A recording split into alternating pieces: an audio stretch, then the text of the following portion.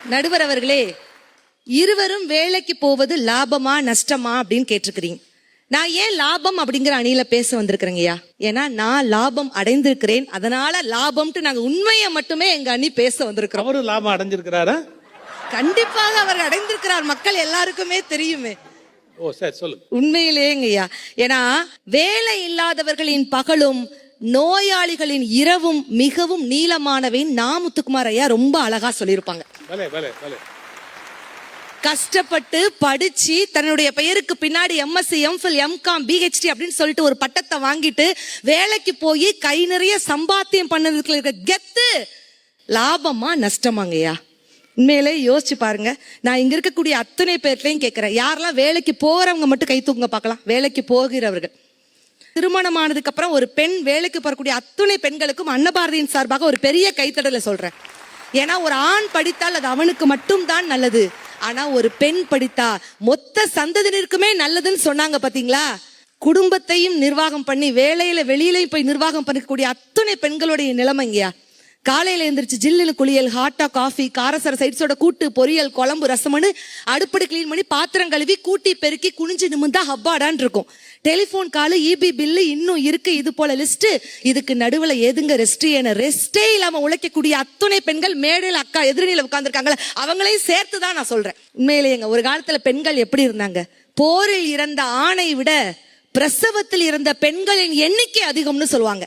ஆனா இன்னைக்கு ஆணுக்கு நிகராக ஒரு பெண் வேலை பார்க்கறா அப்படின்னு சொன்னா அது லாபமா நஷ்டமா? ஒரு காலத்துல படிதாண்டா பத்தினி அப்படின்னு பெண்ணை சொன்னாங்க. ஆனா இன்னைக்கு இருக்க காலகட்டத்துல ஒரு பெண் படி தாண்டாவிட்டால் அந்த குடும்பமே பட்டினிங்கிற நிலைமையில இருக்கிறோமே, அப்ப லாபமா நஷ்டமா?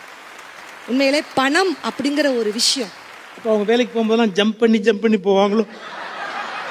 ஐயா உண்மையிலேயே இந்த அளவுக்கு யோசிக்க முடியாதுங்க. எங்க அணியில பாருங்க ஐயா, சிவசதீஷ் இருக்கிறாங்க பாருங்க. கடவுள் திடீர்னு சிவசதீஷ்க்கு காட்சி கொடுக்கிறார்.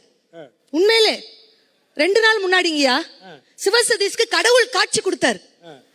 உனக்கு வேலை வேணுமா இல்ல பொண்ணு வேணுமா? மனுஷன் படார்னு பதில் சொன்னான் பாரு, எனக்கு வேலைக்கு போற பொண்ணு வேணும்னா. பாத்தீங்களா? அதான் புத்திசாலிங்க. இல்ல 2 நாளைக்கு முன்னாடி தான் மென்டல் ஆஸ்பத்திரியில இருந்து யாரோ தப்பிச்சு போனதா நான் அடிச்சேன், யாருன்னு தெரியாம இருந்தேன். ரொம்ப நன்றி ஐயா.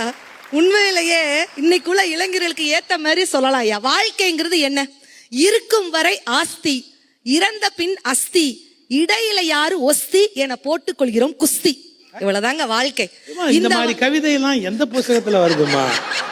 நான் மண்டே போட்டு உடைச்சு கஷ்டப்பட்டு ஏதாவது பாயிண்ட் கிட்டு நீங்க பஞ்சு டைலாக அடிக்கிறீங்களேமா? அப்பா அப்பா அப்பா அப்பா. இளைஞர்களை கவர வேண்டும் இல்லையா? உண்மையிலேயே இவங்க எல்லாம் எதிரணியில வந்துட்டு என்ன சொல்லுவாங்க? எங்க சாந்தாமணி அக்கால இருந்து எல்லாருமே எதிரணியில இவங்க என்ன சொல்லுவாங்க தெரியுமா? குடும்பம், வேலைக்கு போகக்கூடிய பெண்கள் வந்ததுக்கு அப்புறம் குடும்பம் சின்ன பின்னமாக சிதைந்து விட்டது, அன்பு சிதைந்து விட்டது, அந்த காலத்துல அப்படி இருந்தாங்க அப்படின்னு சொல்லுவாங்க. ஆனா உண்மையிலே நான் வேலைக்கு போறேங்கய்யா, எங்க குடும்பத்துல கணவர் வேலைக்கு போறாங்க. எங்க குடும்பத்துல மாதிரி அன்பு எங்கேயுமே இருக்காதுங்கய்யா.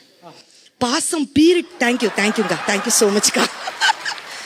பாசம் பீரிட்டு பொங்குதுயா எங்க குடும்பத்துல இன்னைக்கு வரைக்கும். உண்மையில நான் பேசுறது மேடை பேச்சுக்காக இல்ல. மதியம் 12 மணி 2 மணி ஆனா போனா என் வீட்டுக்கார் பாரதி வீட்டை விட்டு வெளியே போகாதன்றுவார். இதுக்கா இரங்கல் இது மாதிரி இப்படியா சுச்சுன்னு சொல்லக்கூடாதுங்கய்யா. வாவ் அப்படின்னு சொல்லணுங்கய்யா.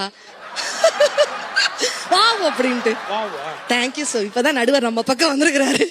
உண்மையிலேயே ஆச்சரியமா, நான் எதுக்கு மாமா 2 மணி நான் 12 மணி ஆனாலே வீட்டை விட்டு வெளியே போகாதன்னு சொல்றீங்க? என்ன தெரியுமாங்கய்யா சொன்னாரு? என்ன ஆடியன்ஸே அமைஞ்சு உறைஞ்சு போய் உட்கார்ந்துருக்கிறீங்க. ஒரு ஆர்வம் ஐயா சொன்ன மாதிரி. என்ன தெரியுமா சொன்னாரு?